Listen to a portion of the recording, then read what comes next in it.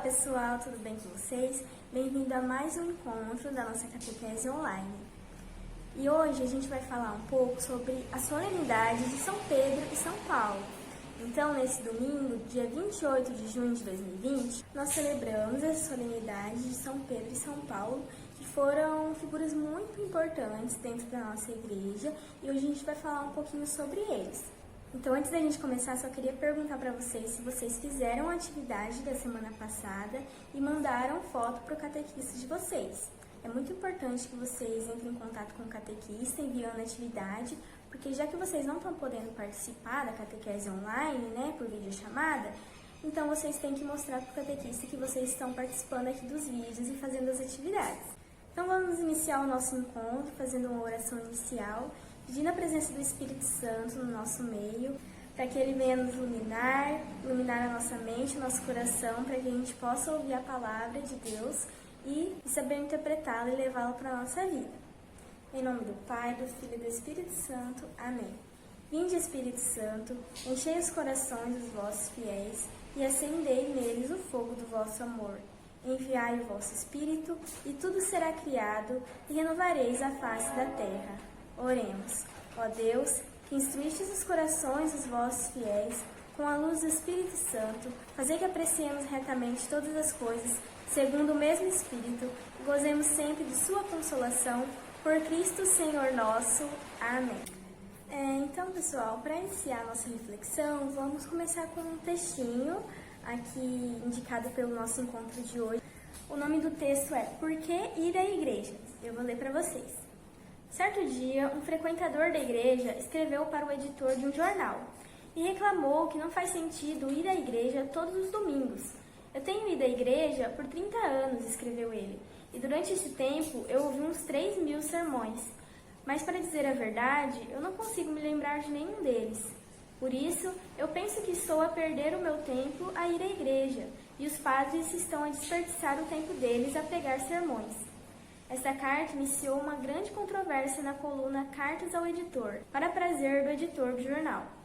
Isso aconteceu durante semanas, recebendo e publicando cartas sobre o assunto, até que alguém escreveu este argumento. Amigo, eu estou casado já há 30 anos. Durante este tempo, a minha esposa deve ter cozinhado umas 32.000 refeições. Mas verdadinha, eu não consigo lembrar-me do menu e sentir o gosto e o prazer de nenhuma dessas 32.000 refeições. Ah, mas uma coisa eu sei, é que todas elas me nutriram e me deram a força de que eu precisava para fazer o meu trabalho.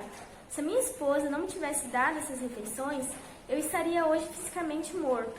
Da mesma maneira, se eu não tivesse ido à igreja para alimentar a minha fome espiritual, eu hoje, certeza que estaria morto espiritualmente. Então, gente, o que chamar atenção nessa história pra gente? Que muitas vezes nós nos questionamos, ou outras pessoas nos questionam, por que ter que ir à igreja toda semana, todo domingo? Por que tem que ir à missa, né, toda semana? Sendo que depois a gente pode até esquecer o que o padre falou lá na hora da missa e tudo mais, né? E essa história vem dizer, né, traz uma analogia de que a gente tem que se alimentar todos os dias, né? A gente almoça, a gente janta, a gente toma café da manhã, todos os dias a gente come.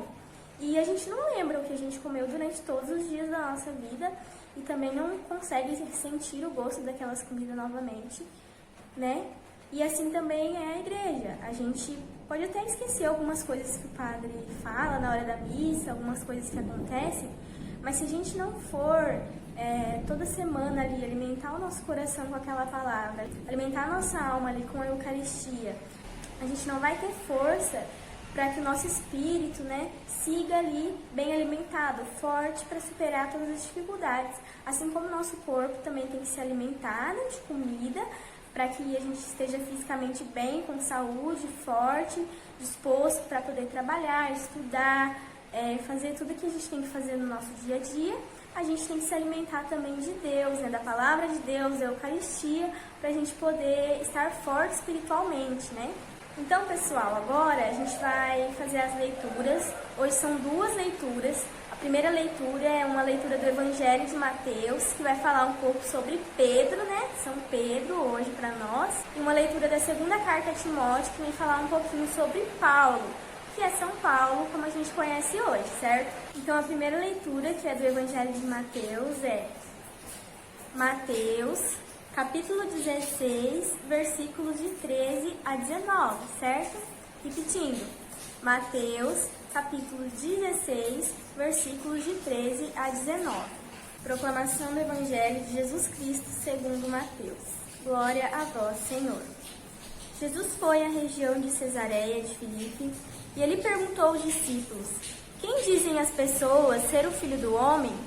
Eles responderam: alguns dizem que é João Batista, outros Elias, outros ainda Jeremias, ou algum dos profetas. E vós, retomou Jesus, quem dizeis que eu sou? Simão Pedro respondeu: tu és o Cristo, o Filho do Deus vivo. Jesus então declarou: feliz és tu, Simão, filho de Jonas, porque não foi carne e sangue quem te revelou isso, mas o meu Pai que está no céu. Por isso eu te digo, tu és Pedro, e sobre esta pedra edificarei a minha igreja, e as forças do inferno não poderão vencê-la. Eu te darei as chaves do reino dos céus.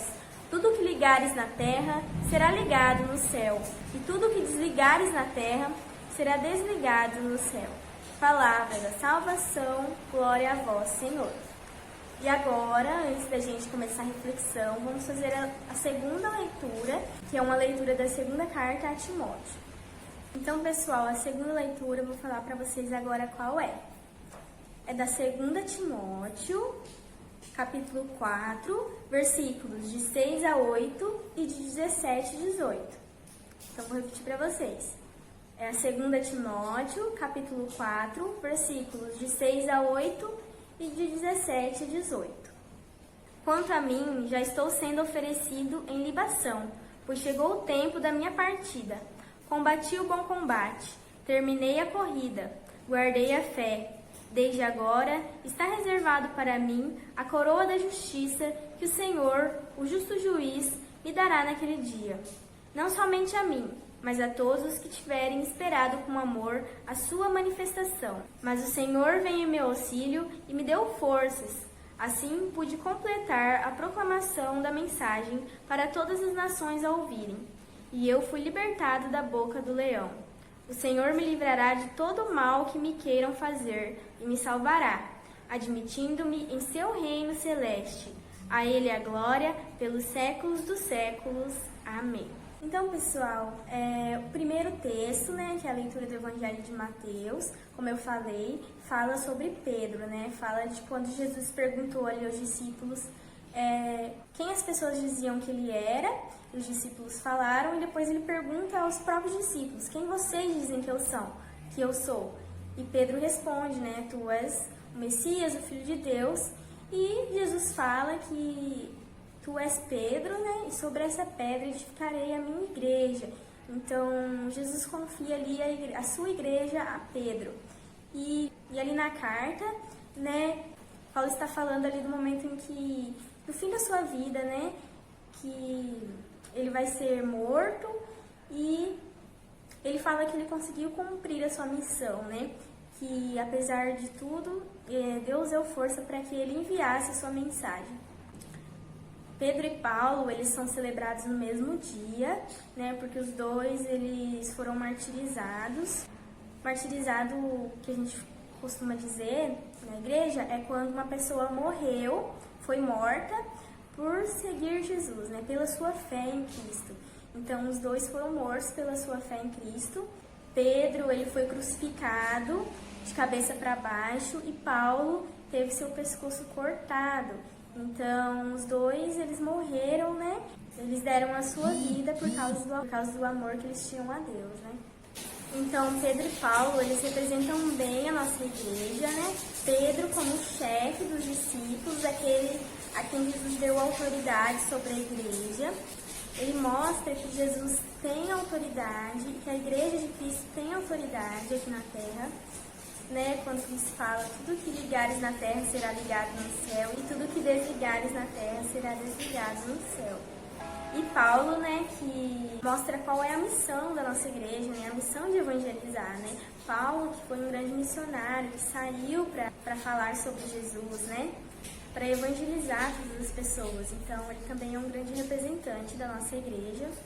Por toda essa vida que eles tiveram dedicadas a Cristo, né, por terem morrido por causa de Cristo e tudo mais, eles são considerados hoje exemplos de santidade para nós, né? Nós que temos que tentar, apesar dos nossos pecados, dos nossos erros, buscar sempre o melhor, buscar sempre estar cada vez mais próximos da santidade. Então, esses dois discípulos como exemplos para nós, né?